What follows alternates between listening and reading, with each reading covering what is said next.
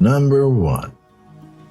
So you smashed your way to level 50 or 60 and squeezed through the capstone dungeons, made it to world tier 3 or 4, and suddenly shit got real.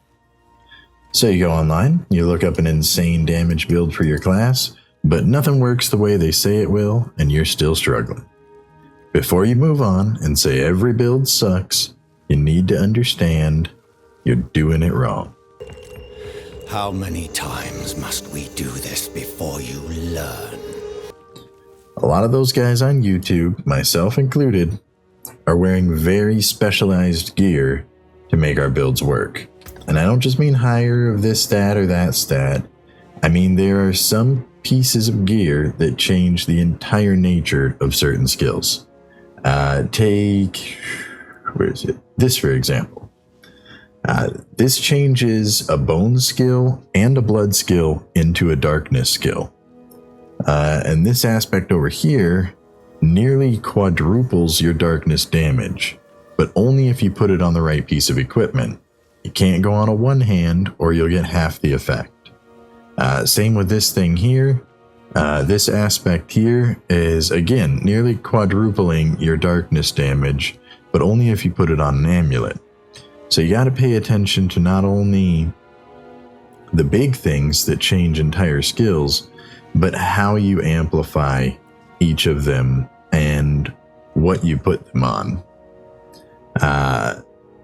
What I'm trying to say is you need to build around the rare and unique items and all the aspects that you find, and not the other way around.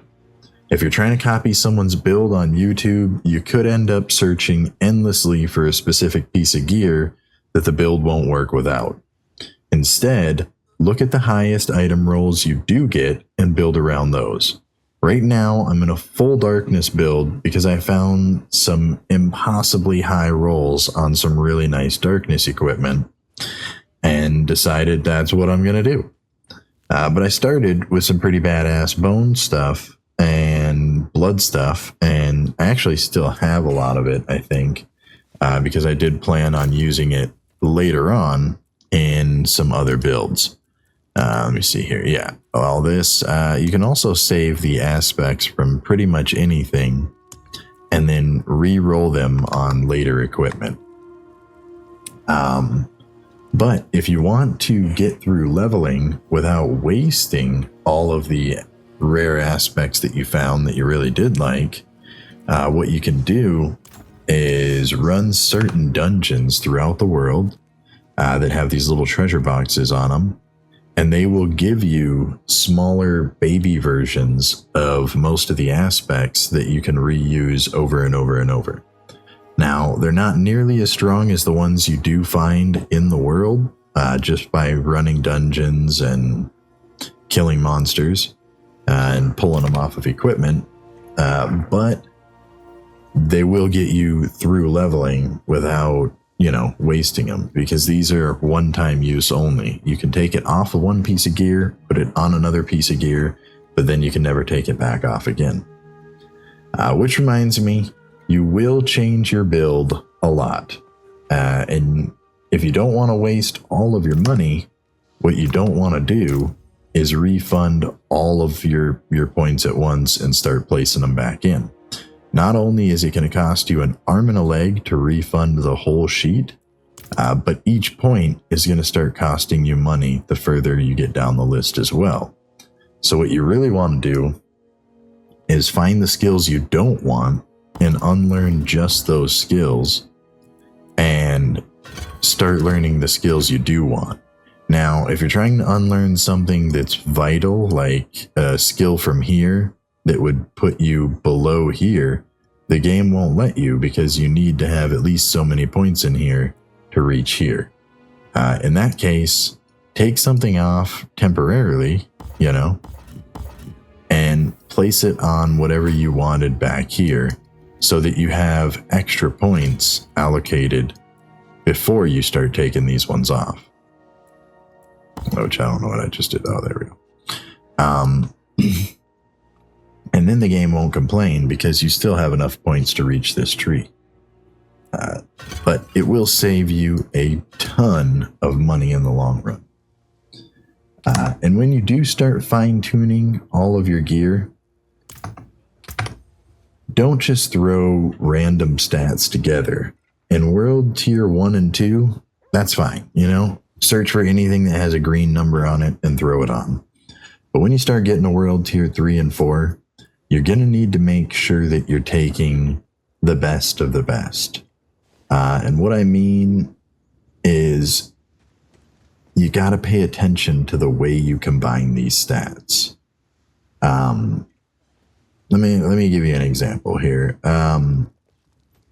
Try to find items that you can take full advantage of more often and for longer periods, like slow damage or a specific skill that you use a lot. Like I use corpse explosion, so I obviously go for more ranks of it to increase its effectiveness. What you don't want to do is go for skills that have very short windows of opportunity, like stuns. I think I have stuns on here on accident. Yeah, like stuns, because they really don't stay stunned very long. You'll have like maybe a half a second to a second to react and get all the damage you can out of a stunned enemy, where a slowed enemy will stay slowed for a long time, and you can pretty much keep them slow forever and take full advantage of all of that added damage. Another good example of what you don't want to do is finding things that cancel each other out. You don't want to have added damage to close enemies and added damage to far enemies at the same time, because an enemy will never be close and far, so you're only going to get one of those benefits. Try to find stuff that stacks. Stuff like, let me think here. Well, all of these. I mean, you got slow damage, specific element damage, close damage, crit damage. There's even general crowd-controlled enemy damage. Try to find things like this, because you can stack all of them at the same time and amplify the ever-living crap out of your gear. Speaking of gear, let's talk about how to actually get gear. Hey everybody, BionicTide here, future BionicTide. Just kind of butting in here to give you tip 1.5. Everyone always asks me how I can see all of the extra stat information, the minimum and maximum for every stat roll. Like right here, we see damage close to enemies 49.5 to 70.5. And the way that you do that is really simple. Just go into your options, and it's going to be on the gameplay page, the very first page. It's this one here, advanced tooltip information. Just check that box right there, and you're good to go. Now you'll be able to see all of the stat rolls for all of your equipment, the minimum and the maximum, and you won't have to wing it anymore if you're wondering whether that's a good roll or a bad roll. I hope that helps. Let's get back to it.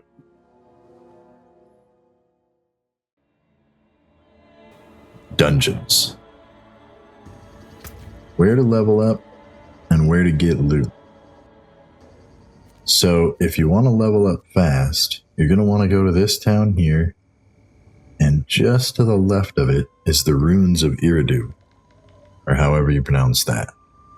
You're not going to want to complete this whole dungeon, just the first figure 8. I think there's 2 figure 8s next to each other. And then once you kill all the monsters, a barrier is going to open and tell you to go to the 2nd floor. At that point, just hit E and click on the little leave dungeon stairs and get out of there. Once you're back in the regular world, you're going to leave game, wait for a second, and log right back in. This is going to reset the dungeon, and all the monsters will be right back where they were. I've tested a lot of dungeons in this game, both before they got nerfed and after they got nerfed, and the first floor of Eridu is still the fastest dungeon for XP. If you want to do a longer dungeon and you don't want to do the reset thing, your best bet is the Gurulon, whatever that says, Gularon Canals. This is just like Eridu with a little bit more poisonous monsters, but a whole lot of them, and it'll give you about 800,000 XP for doing one full run. Iridu will give you about 200,000 per minute for doing the top floor. So it's still a little faster, but it's not as fun. If you want to get fat loot and you're not too worried about XP, your best bet is to go here, the ruins of Rakat, the inner court of the keep, and go to the Iron Hold. In the Iron Hold, you're not going to want to run the whole dungeon. You're just going to bum rush in, find the key holder, use the key to open the door. You're going to run through one trap room, and then you're going to search for a group of elites. Once you kill all the elites, you leave and reset and do it again. There's 2 rooms packed with 8 elites each.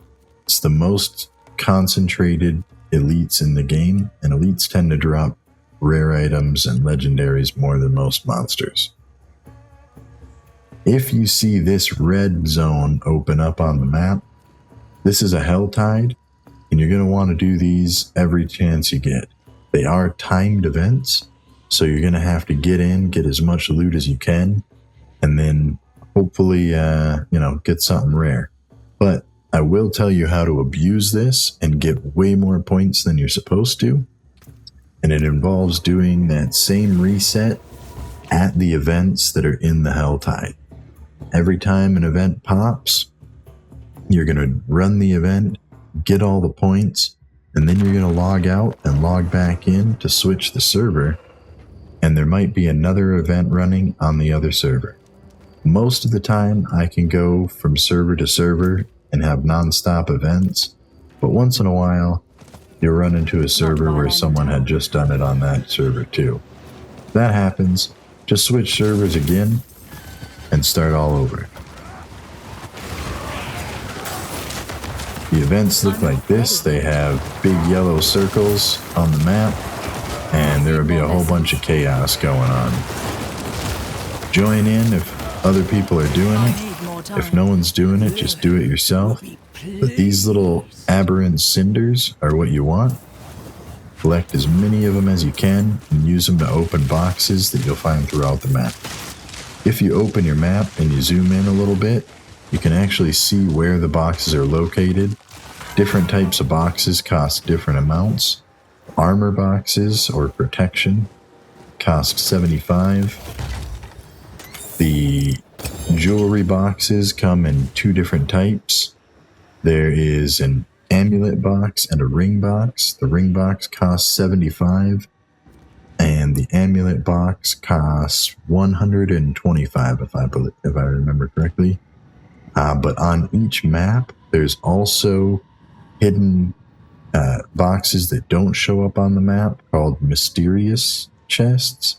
Those cost 175, and honestly, that's where you should spend your points. Oh, there are weapon boxes too. They cost 125 and 150. Weaponry, there it is. But I would look for the mysterious boxes. They spawn right here and right here on this map. Oh no, right here on this map. There's 2 to 3 spawns per map of mysterious box, but only 1 at a time.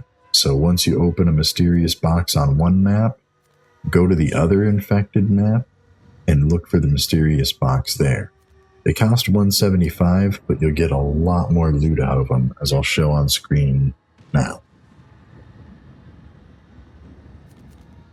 The other method to get lots of loot is going to be to do the world boss events, which I'll show you what that looks like, and to do the Tree of Whispers. Tree of Whispers is every one of these weird little icons, the pink and red icons throughout the map, and they're just mini events, bosses, things like that you can do while you're doing other things in that area.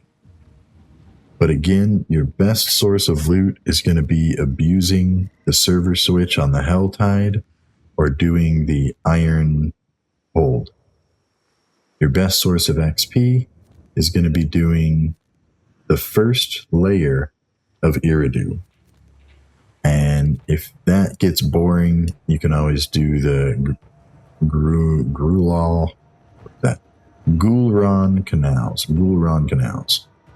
You could always go farm loot out in the open world, and there are other methods of getting it, including gambling, which I'll show you now. This is the guy here, and when you're in his inventory, you'll see that a lot of the items will have nothing at all on them. Some of them will have this orangish, yellowish shimmer. Those are going to be sacred items, or at least have a chance at being sacred items.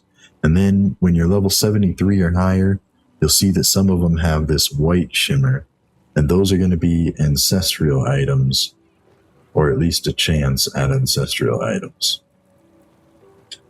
But spend your obols here every chance you get, because you will max out very easily from doing world events.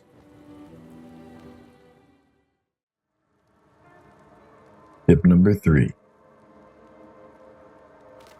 So you want that sweet PvP drip, but you don't want to get your ass kicked left and right by level 100 players for farming on tier 4. Do the same thing we did with the Helltide and switch your world tier all the way down to tier 1.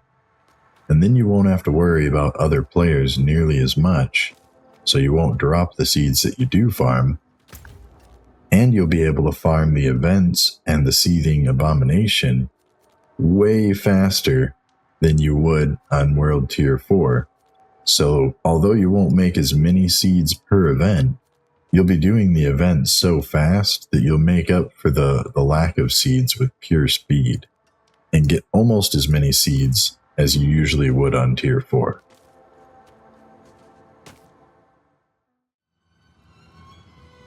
Tip number 4. This one is an easy one, but one I feel like most people don't know about.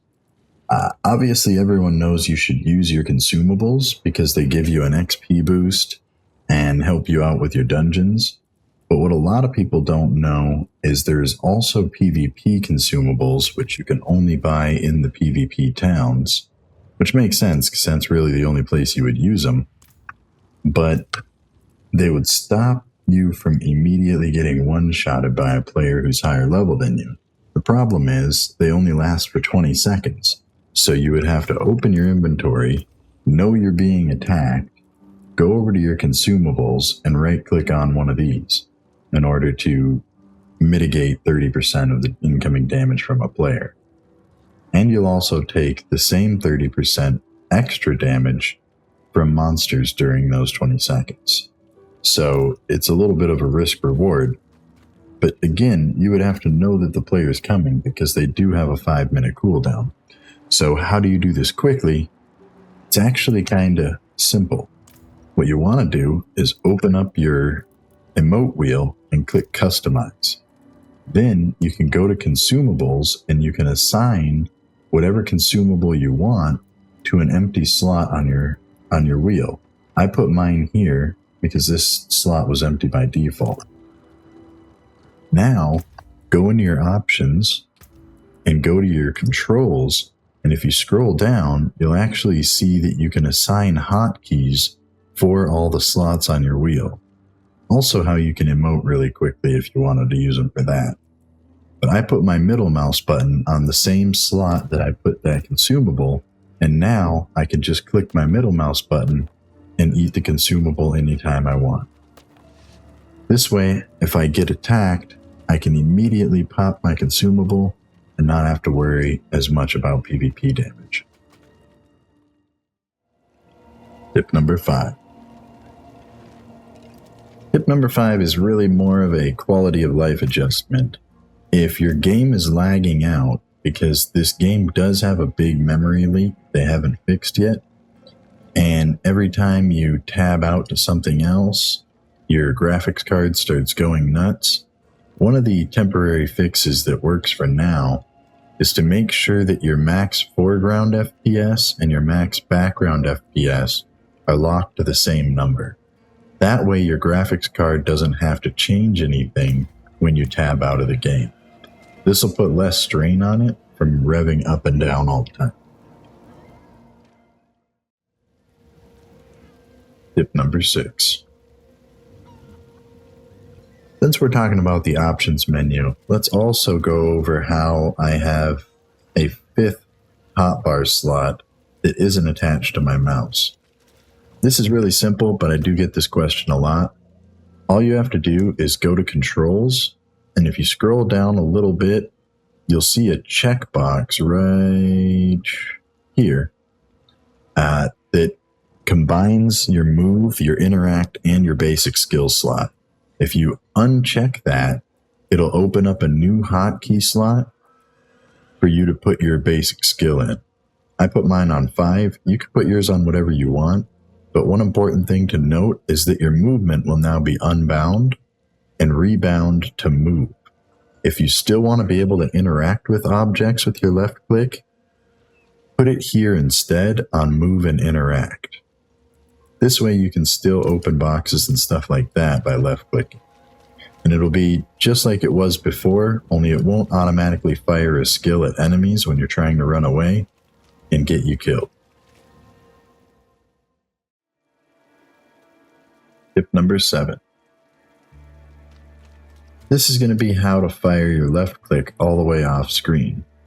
Some abilities do more damage the further they travel, and sometimes you want to put them on your left click, but anything you put on your left click requires a target in order to shoot, otherwise you'll just walk. So to stop yourself from walking or moving at all you have to do is hold the left shift button, and now you can click and fire your abilities all the way off screen. Sometimes this is helpful to hit a boss who's all the way back when you don't want to be in his range, but in PvP, this is especially helpful for someone that's running away faster than you can chase, because your abilities tend to fire a lot quicker than your run speed, and then you can clip them in the back. Tip number 8. Tip number 8 is one that I wish I knew a lot sooner in the game. If you've ever been out of a material and trying to upgrade a piece of gear, this is how you can get that material without having to go farm the whole world for rocks and silver. All you have to do is go to any alchemist in any town, and the second to last tab on the alchemist's list up here will be to refine resources. And if you refine, say, iron into silver, then you don't need to go out and find the silver, and you can just dismantle garbage gear to get more iron. Same goes for things like galavine and any of these other potion making materials as well. You can actually turn them both ways. So if you wanted to make galavine out of howler moss, you could do that, or you could make howler moss back out of galavine.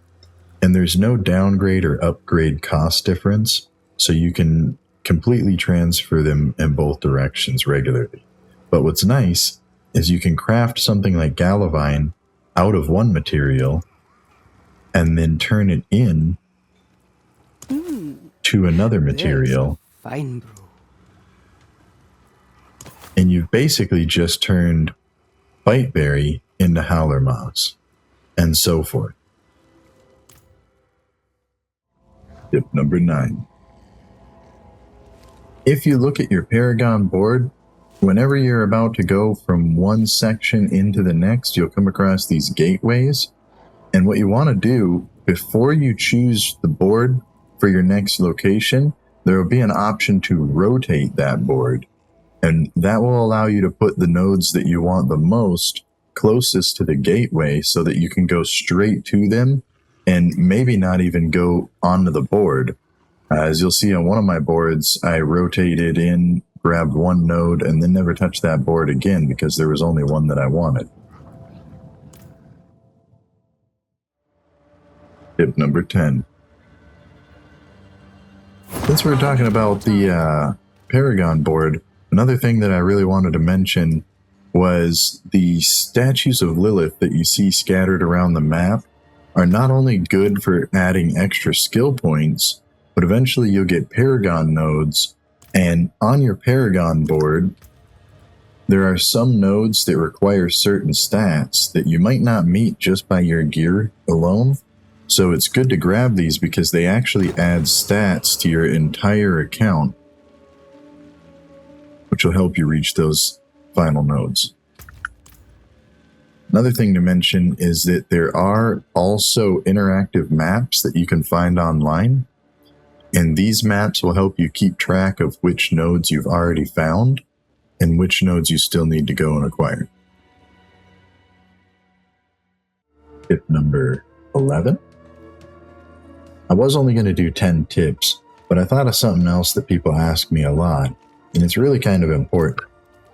When you're doing nightmare dungeons, on your sigils, you'll see a tier level. And what that tier level means is, it's kind of hard to explain, but basically you'll add 53 levels to whatever that tier level is, and that will be the level of the monsters. And the question I get asked a lot, and why this is important, is because people always ask me what level monsters they should be fighting, whether they should be fighting monsters at their level or be going to zones where the monsters are higher level in hopes of getting more XP. And the answer is, after 3 levels above your character, you start to get diminishing returns. So what you want to do is find the sigil levels for the nightmare dungeons that will put the monsters exactly 3 levels above you. This way you're getting the maximum XP. So for my level at 73, I would want to be doing tier 23 dungeons. This will make the monsters level 76 and have them exactly 3 levels above me. That would be the max XP, and then I'm not trying to over clear something that's going to take longer rather than be more profitable. So yeah, I really appreciate you guys hanging out. Be sure to smash that like and subscribe button. Comment too if you want to. Until next time, take it easy.